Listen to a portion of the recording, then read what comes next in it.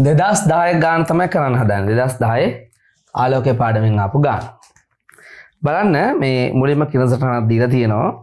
අපි බලමු මොකද්ද කියන්නේ කියලා. සාමාන්‍ය සීරුමාරුවේ ඇති සංයුක්ත අන්වීක්ෂයකට ඉදිරියෙන් OP වස්තුවේ නිකුත් වන කිරණ දෙකක ගමන් පත එක රූපේ පෙන්වා ඇත. සාමාන්‍ය සීරුමාරුවේ ඇති සංයුක්ත අන්වීක්ෂයකට ඉදිරියෙන් OP වස්තුවක නිකුත් වන කිරණ දෙක ගමන් පත එක රූපේ පෙනෙනවා. නිරීක්ෂකයාගේ විශද්ද දෘෂ්ටියේ අවමදුර සෙන්ටිමීටර් 25යි. අවනත මගින් සෑදූ ප්‍රතිබිම්බය රූපසටහනයද එය O'P' ලෙස ලකුණු කරන්න. මේ බලන්න පුතා. මෙහෙමනේ තියෙන්නේ. අපි හොඳටම දන්න මේ තියෙන අවනත. හරිද? මේ තියෙන අවනත. ඒක සංයුක්ත අන්වීක්ෂයක් මේ තියෙන්නේ. මේකේ මෙහෙම වස්තුව තියෙනවා මෙහෙම. මේකේ මෙහෙම කිරණ ගිහිල්ලා මේක දිගේ මෙහෙම යනවා. හරිද? ප්‍රකාශ කේන්ද්‍රය හරහා යන කිරණය කිසිම අපගමනයකින් තොරව ගමන් කරනවා. කිසිදු අපගමනයකින් තොරව ගමන් කරනවා. හරි? ඊට පස්සේ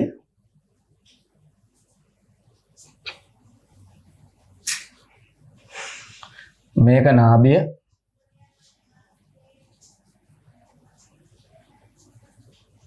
ඔහොම ඇවිල්ලා පුතේ මේ වගේ තැනකදී තමයි ඡේදනය වෙන්නේ. එතකොට මෙතන තමයි අවනතෙන් හදන ප්‍රතිබිම්බෙ තිතේ ඕක අඳින්න ඕන. ඒක අඳින්නේ කියලා තමයි කියන්නේ. හරිද? අවනතෙන් සාධන ප්‍රතිබිම්බය ඇඳ එය මේ O''P' ලෙස ලකුණු කරන්න. O''P'. හොඳයි? ඔහොම ලකුණු කරන්න. එතකොට ඔතනින් ඔහොම ආවා. ඔහොම ගිහිල්ලා මේ කිරණ දෙක තියෙනවා මේ විදියට. හරිද? හරිද? ඊට පස්සේ පුතේ අපිට කියනවා මේ අන්වීක්ෂය මගින් සාධන අවසාන ප්‍රතිබිම්බයන්ද O''P' ලෙස ලකුණු කරන්න. හරිද? අන්වීක්ෂයෙන් හදන අවසාන ප්‍රතිබිම්බය අඳින්නේ කොහොමද? දැන් මෙතනින් තියෙනවා මෙහෙම අනිත් කාචය. අනිත් කාචය ඔහොම තියෙනවා. මේ කාචයෙන් මෙහෙම මේක තමයි ඒකේ සීමාව. මේ කිරණ දෙක වලට අඳලාදී මේ එතකොට මේ කිරණ දෙක තමයි පසු අතර දික් කරන්න ඕන ඔයාලා. ඔයාලා මේ කිරණයයි හොඳේ මේ කිරණයයි දෙක පසු අතර දික් කරන්න මෙහෙම. පසු අතර දික් කරාම හම්බෙන තැන බලන්න මෙහෙම. රූලෙන් මේව ගන්නට නිර්මාණයක් කරන්න මෙහෙම. හරි? මේ කිරණ දෙක මෙහෙම හමු වෙන ස්ථානය. හරි හමු වෙන ස්ථානය මෙන්න මේ විදියට මේක තමයි එන්නේ ඒක O''P' ලෙස නම් කරන්න. හරිද? O''P'. හරිද? ඒක හරිය හමු වෙන තැන හොයාගන්න. ඊට පස්සේ කියනවා මේ මම මේක ලකුණු දීපු විදිහත් කියන්නම්. ලකුණු ටික තියෙනවද දන්නේ බලමු.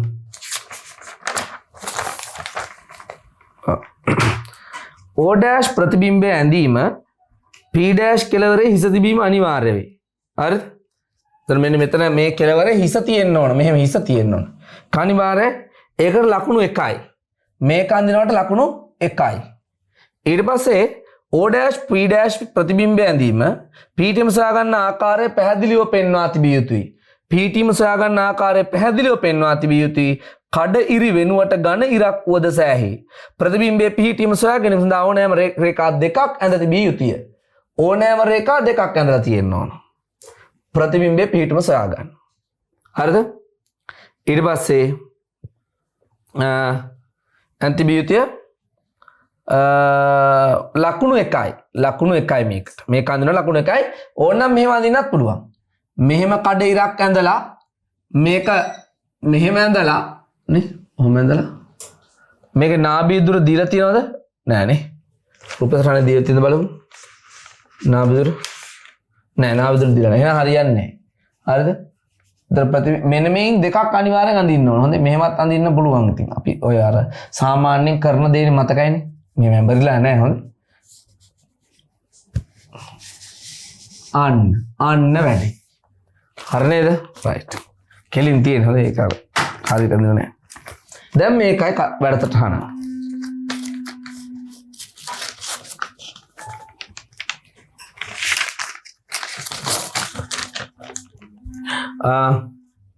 අවනතෙහි වස්තුව ඇති පැත්තේ නාභියෙහි පිහිටුම F1 ලකුණු කරන්න. අවනතෙහි වස්තුව ඇති පැත්තෙහි නාභියෙහි පිහිටුම ලකුණු කරන්න. දැන් එතකොට මේ දුර සමාන වෙන ලකුණු කරා නම් හරියි තින්නේ. තේරුණාද? එහෙම මැනලා ලකුණු කරා නම් හරියි. එතකොට ඒක බලමු ඒකට මොකක්ද කියලා තියෙන්නේ කියලා. ඒකට මොකක්ද කියලා තියෙන බලමු. ඒකට කියලා දෙනවා. F1 සලකුණු කිරීම AF1 දුර AF2 නාභි දුරට දල වශයෙන් සමාන විය යුතුය. මේ දුරයි දල වශයෙන් සමාන වෙන්න ඕනලු. ඔන්න කියන කතාව. හොඳේ. දල වශයෙන් සමාන වෙන්න ඕන. දෙපැත්තේ නාභි දුරවල් දෙක සමානයි. හරිනේ? මම එකනේ කිව්වේ. ඊට පස්සේ අපිට කියන පුතා ආයෙම කොබලේක ආමෙති. F1 ලකුණු කරන්න. ඊට පස්සේ රූපේ පෙන්න ආකාරයට වස්තු දුර තෝරා ගැනීමට හේතුව කුමක්ද? වස්තු දුර තෝරගෙන තියෙන නාභි දුරට වඩා වැඩි 2Fට වඩා අඩුයි වගේනේ. එතකොට ඒකට හේතුව මොකක්දයි කියලා අහනවා. මොකක්ද හේතුව? විශාලිත යටිකුරු විශාලිත ප්‍රතිබිම්බය ලබා ගැනීමට හේතුව. හේතුව විශාලිත ප්‍රතිබිම්බය ලබා ගැනීම. අතරමැදි ප්‍රතිබිම්බය විශාලනය කරගන්න එක. එතකොට හරිද? හරිද පුතා? මේක විශාල 2Fට වඩා ඈතින් තිබුණා නම් මේක මෙතන කුඩායි. ඒතර අවනතෙන් විශාලනයක් වෙන්නේ නේ. දැන් රේඛී විශාලනයක් නැහැ. දැන් අවනතෙන් විශාලනයක් ගන්න තමයි ඒක කරන්නේ. අපි බලමු මේකට තියෙන උත්තරේ. හරි. මෙන්න මෙහෙමයි වෙන්න ඕන. හරි. මෙතන අවනත මගින් තාත්වික ප්‍රතිබිම්බයක් සෑදීම. හෝ අවනත මගින් සෑදෙන ප්‍රතිබිම්බය අවනත හා උපනත අතර පිහිටීම සඳහා හෝ අවනත මගින් සාධන ප්‍රතිබිම්බය අවනතේ දකුණු පැත්තේ ඇති කළ යුතු නිසා හෝ වැඩි විශාලනයක් ලබා ගැනීම සඳහා හෝ වස්තුර අවනත සහ F1 අතර නම් ප්‍රතිබිම්බය අතාත්වික වන නිසා හෝ හරි වස්තු දුර මේකයි අතර තිබුණ නම් වස්තුව ප්‍රතිබිම්බය අතාත්වික වෙන මෙහෙ තියෙන්නේ අපිට තාත්වික ප්‍රතිබිම්බයක් ගන්න ඕන මෙයාට වස්තුව කරගන්න. ඒතර හේතු ගොඩාක් එක කියලා තියෙනවා. එකක් තමයි විශාලනය කරගන්න ඕන. විශාලිත ප්‍රතිබිම්බයක් ලබා ගැනීම. අනිත් එක තමයි මොකද්ද? අවනත මගින් හදන ප්‍රතිබිම්බය තාත්වික කර ගැනීම. තාත්වික වෙන්නේ මෙතනින් ඈත තියුවොත්. හරිනේ තාත්වික කර ගැනීම. ওই විදිහට කාරණු ගොඩක් තියෙනවා. ඒකේ. උපනත අතර පිහිටීම සඳහා ප්‍රතිබිම්බය අවනත හා උපනත අතර පිහිටීම. මේ දෙක අතරට ප්‍රතිබිම්බය ගන්න කියලා ලිව්වත් ලකුණු හම්බෙලා තියෙනවා. හරිද? මම කතන්දර ටිකක් තියෙනවා. ඊට පස්සේ කියන පුතේ ඇස උපනෙතට ඉතා ආසන්නයෙන් තබා ඇතැයි උපකල්පනය කරන්න. ඇස උපනෙතට ඉතා ආසන්නයෙන් තියලා තියෙනවා කියලා උපකල්පනය කරන්න. හරිද? ඊට පස්සේ කියනවා උපනෙතෙහි නාභි දුර 5 සෙන්ටිමීටර්. මෙයාගේ නාභි දුර කියනවා 5 සෙන්ටිමීටර් කියලා. උපනෙතෙහි සිට අවසාන ප්‍රතිබිම්බය ඇති දුර BO' කුමක් විය යුතුද? හරිද? උඩම තියෙනවා ගානේ උඩම තියෙනවා සාමාන්‍ය සීරුමාරුවේ තියෙන කියලා අන්වීක්ෂය. අන්වීක්ෂයක පුතා සාමාන්‍ය සීරුමාරු හරි? හරි? සාමාන්‍ය සීරුමාරතේ සංයුක්ත අන්වීක්ෂයකට කියලා කියනවා. ඒතර මේක සාමාන්‍ය සීරුමාරු තියෙන බව මුලින්ම උදේ පාන්දරම දීලායි තියෙන්නේ. එහෙනම් සාමාන්‍ය සීරුමාරු තියෙනවා නම් අනිවාර්යයෙන්ම අවසාන ප්‍රතිබිම්බය කොහෙද හැදෙන්නේ? විෂද දෘෂ්ටියේ අවම දුරේ. හරි? කීයේ එතකොට? සෙන්ටිමීටර් 25ක් ඉදිරියේ. ප්‍රතිබිම්බයට ඇති දුර BO' කුමක් විය යුතුද? 25 සෙන්ටිමීටර්. 25 සෙන්ටිමීටර්. හරිද? උඩ මේ අර නාභිය ලකුණු කරන එකට ලකුණු අපි ඒක බලුවේ නැහැ ලකුණු බලුවේ නැහැ. හොඳේ? නාභිය ලකුණු කරන එකට ලකුණු 1යි. ලකුණක් හම් වෙනවා නාභිය ලකුණු කරන එකට. ඊට පස්සේ අර හේතුව කියන එකට මේ පැත්තේ අර ප්‍රතිබිම්බය විශාලනය කරගන්න කියලා හේතුව කියන එකට ලකුණු 1යි. හොඳේ? ලකුණු 1යි. එතන මේ ප්‍රතිබිම්බය විශාල කර ගැනීම කියන හේතුව කියන එකට මේ C වල දෙවනි කොටසට ලකුණු 1යි. ඊට පස්සේ D වල පළවෙනි කොටසට හැදුවේ දැන් 25 සෙන්ටිමීටර කියලා ලකුණු 1යි. D වල පළවෙනි කොටස ලකුණු 1යි. ඒකේ උත්තරේ 25 සෙන්ටිමීටර කියලා ගන්නත් පුළුවන්. නැත්නම් විෂද දෘෂ්ටි ආමුද්‍ර කියලා ලිව්වත් ලකුණු හම්බෙලා තියෙනවා. ඊට පස්සේ කියනවා ඊට පස්සේ අහනවා පුතේ ඉන්න උපනතට ඇති වස්තු දුර ගණනය කරන්න. හරිද? මෙන්න මේක ගණනය කරන්නලු. මේක තමයි උපනතේ වස්තු දුර. ඉතින් අපිට ගණනය කරන්න පුළුවන් උපනතේ ප්‍රතිබිම්බ දුර ධන 25යි. උපනතේ වස්තු දුර දන්නේ නැහැ නාභි දුර 5යි. උපනතට 1ට v ඉන්න 1ට u සමාන 1ට f. 1ට v කියලා කියන්නේ පුතා උපනතට v කියලා කියන්නේ ප්‍රතිබිම්බ දුර. ප්‍රතිබිම්බ දුර. හරි? v කියන්නේ ප්‍රතිබිම්බ දුර. ප්‍රතිබිම්බ දුර 25යි ධන 25යි ඍණ u කියන්නේ නාභි දුර u කියන වස්තු දුර ඒක තමයි හොයා ගන්න ඕන සමානයි 1ට 5යි නාභි දුර ඍණයි උත්තල කාචයක් නිසා මේක එහෙගෙනච්ච මේක මෙහෙගෙන ආවා 25න් 1 ධන 5න් 1 සමානයි 1ට u යි. ඒතර 25 පොදු හරය ගත්තම මෙතන 1 ධන මෙතන 5 5යි නෙව. එයානෝ UE කියලා කියන්නේ 25 බෙදීම 6යි සෙන්ටිමීටර්.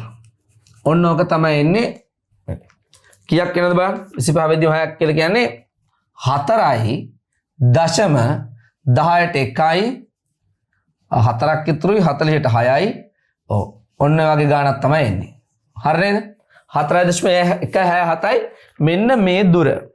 ඒ දුර ඒ ගාණාවහම පුතාලා හොඳේ 4.67 උප දාවහම ලකුණු ඒකට හම්බෙලා තියෙනවා ලකුණු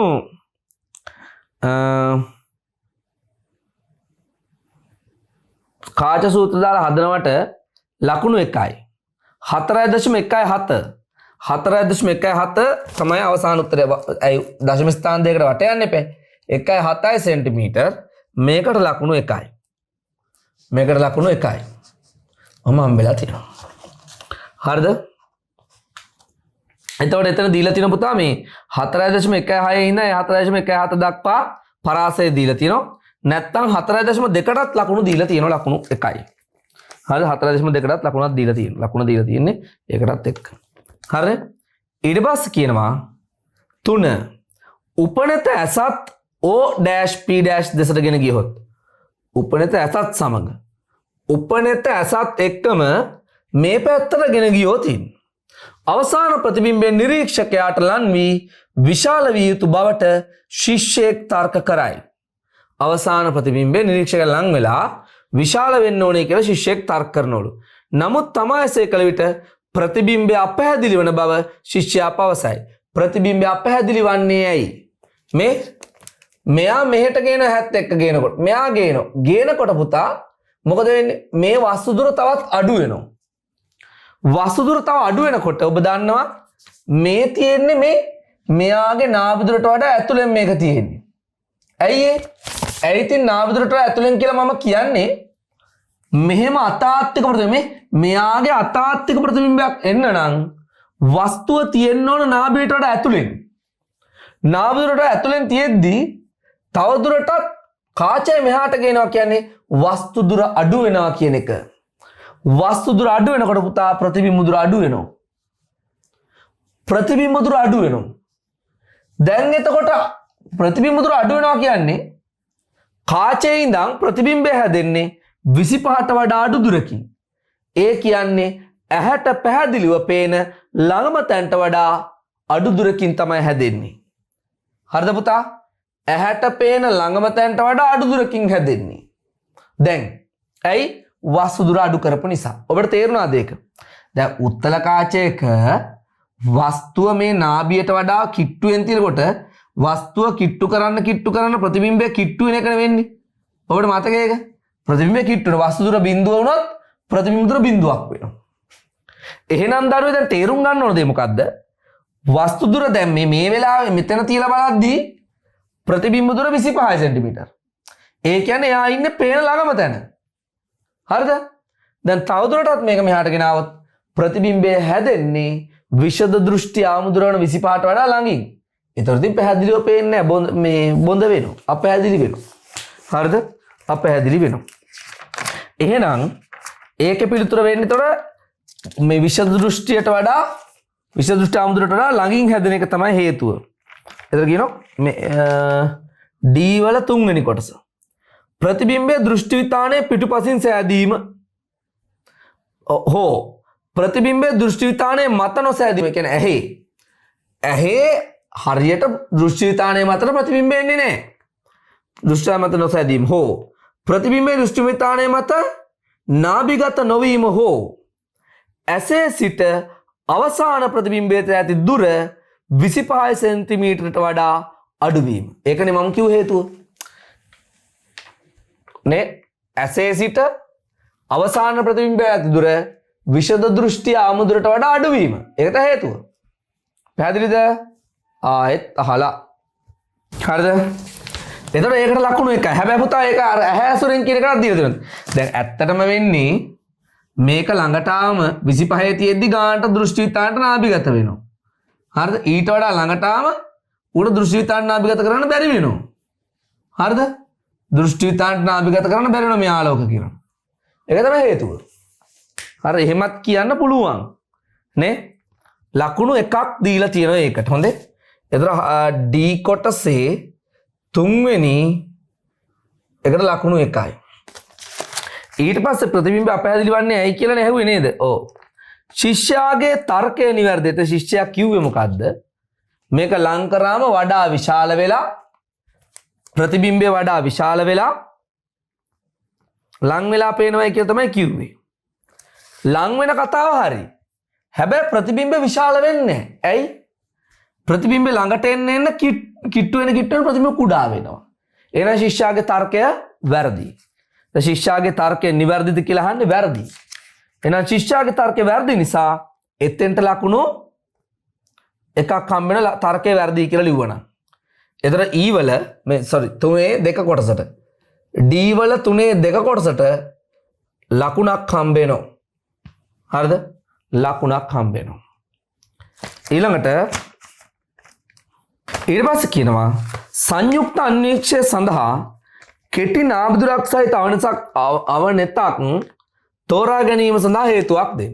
මේකට කෙටි නාභිදුරක් තියෙන අවනතක් තෝරගන්නේ ඇයි කියලා අහනවා. මොකද? ඒකට හේතුව තමයි එතකොට මේ වස්තුව F සහ 2F අතර තියුවම මේ පැත්තේ ප්‍රතිබිම්බය හැදෙනවා. උපනතේ උපනතේ නාභිදුරට වඩා අඩු දුරකින්. හරිද? උපනතේ නාභිදුර ඇතුලෙන් හැදෙනවා. එතකොට අවසාන ප්‍රතිබිම්බය අතාත්වික වෙලා මේක බලා ගන්න පුළුවන් වෙනවා. හරිද? අවසාන ප්‍රතිබිම්බය අතාත්විකලා බලා ගන්න පුළුවන් වෙනවා. මෙතන තියෙන මෙතන F ට ඈතින් තියුවාම මෙතන මේ F ට ඈතින් හැදෙනවා. මේ හැදෙන එක උපනත් කාචේ නාභිදුර තුල පිහිටනවා. ඒක තමයි හේතුව. බලමු මේක. ඒකෙදි කියනවා වද වස්තුව අවනතය සමීපයේ තැබිය හැකි වීම. හරි එක හේතුවක් තමයි වස්තුව අවනතට කිට්ටුවෙන් තියන්න පුළුවන්. ඇයි? කෙටි නාභිදුරක් ගත්තොත් නාභියට වඩා ඈතින් තියන්න ඕන. වස්තුව අවනත සමීපයේ තියන්න පුළුවන්. ඊට පස්සේ ඒ කියන්නේ ගොඩක් ඈත තියන්න ඕනේ. හෝ වස්තුවෙන් වැඩි ආලෝක ප්‍රමාණයක් අවනතට ඇතුළු වීම. වස්තුවෙන් වැඩි ආලෝක ප්‍රමාණයක් අවනතට ඇතුළු වීම. හරිනේ? වස්තුව කිට්ටුව තියෙනකොට තමයි හොඳ ආලෝක ප්‍රමාණයක් අවනතට ඇතුළු වෙන්නේ. ඈතින් තියෙනවා නම් වස්තුවෙන් එන ආලෝකේ බොහොම පොඩි ප්‍රතිශතයයි කාචය හරහා යන්නේ. දැන් වස්තුව ළඟ තියෙනකොට වස්තුව අවනතට කිට්ටුවෙන් තියෙනකොට හරි කිට්ටු වෙන්න වස්තුවෙන් ආලෝක ප්‍රමාණයෙන් ගොඩාක් අවනත හරහා යනවා. මෙතන යන ප්‍රමාණයට වඩා. තේරෙනවද? වස්තුවෙන් පිටවන ආලෝක ප්‍රමාණය ගොඩක් අවනත හරහා. ඒක තමයි හේතුව. වස්තුව අවනත සමීපයේ තැබිය හැකි වීම හෝ වස්තුවෙන් වැඩි ආලෝක ප්‍රමාණයක් අවනතට ඇතුළත් වීම හෝ ප්‍රතිබිම්බය දීප්තිමත් වීම. ඒ කියන්නේ අවසානයේදී බැලුවාම එන ප්‍රතිබිම්බය හොඳට පේනවා මේක කිට්ටුවෙන් තියුවාම. හරිද? ඊට පස්සේ ඒ පැත්තෙන් අහන්නේ. හොඳ මේ පැත්තෙන් අහන්නේ. හෝ අන්වීක්ෂය දිග අඩු කිරීමට. අන්වීක්ෂය දිග අඩු කරන්න. ඒ කියන්නේ මෙයාගෙන් හැදෙන ප්‍රතිබිම්බය මෙයා කෙටි වුණාම මෙයාත් කෙටි වෙනවනේ. එතකොට ඒ දිග අඩු කරන්න තමයි එකක්. හරි? දිග අඩු කරන්න. ඊළඟට හෝ වැඩි කෝණික විශාලයක් ලබා ගැනීමට. වැඩි කෝණික විශාලයක් ලැබෙන්නේ කොහොමද? එතකොට දැන් කෙටි නාභිදුරක් තියෙන එකක් ගත්තාම ඔයාලා බලන්න කෝණික විශාලන සඳහා ප්‍රකාශනය VO බෙදීම FO ඍණයක වාරයක් D බෙදීම FE ධන එකනේ ඕකනේ ඉන්නේ මේ සාමාන්‍ය සීරු මාධ්‍ය කෝණික විශාලනය. මේ අවනතේ නාමදුර අඩු වෙන්න කෝණික විශාලනය වැඩි.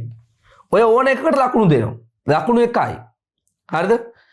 වස්තුව අවනත සමීපයේ තැබී හැකිවීම හෝ වස්තුවෙන් වැඩි ආලෝක ප්‍රමාණයක් අවනතට ඇතුළත් වීම හෝ ඊට පස්සේ ප්‍රතිබිම්බය දීප්තිමත් වීම හෝ අන්වීක්ෂයේ දිගාඩු කිරීමට හෝ වැඩි කෝණික විශාලනය ලබා ගැනීමට ඒ ඔක්කොම මොන හේතුව කිව්වත් ලකුණු 1යි. ඒ ලකුණු 1යි. හරිද? ලකුණු 1යි. ඊළඟට අන්තිමට කියනවා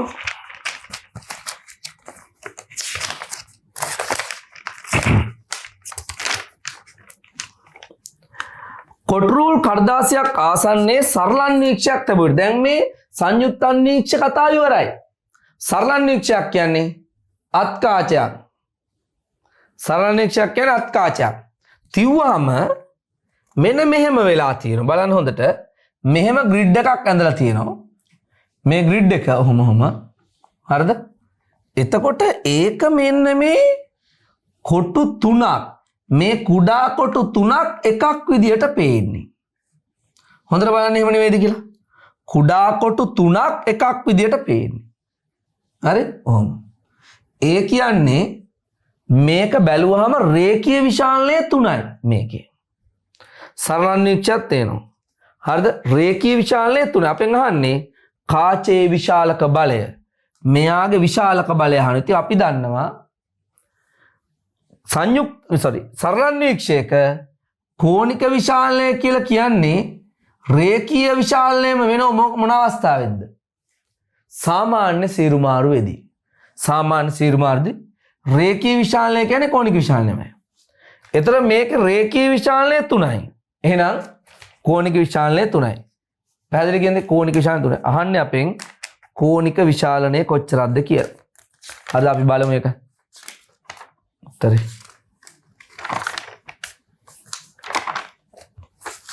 පොඩි. විශාලක බලය 3යි. එතකොට සාමාන්‍ය සීරු මාරුව අර විශේෂයෙන් කියලා නැති හින්දා අපි තෝරගන්නේ සාමාන්‍ය සීරු මාරුව. එතකොට ඒකටත් ලකුණක් හම්බ වෙනවා පුතේ. මේ උස 3 ගුණයක් වෙලානේ ප්‍රතිබිම්බේනේ. කොටු රූල දිහා බැලුවම ඒක උස 3 ගුණයක් වෙලා. ඒ කියන්නේ රේඛීය විශාලනය 3යි. ඒ නිසා කෝණික විශාලනය 3යි. හරිනේ? රයිට්.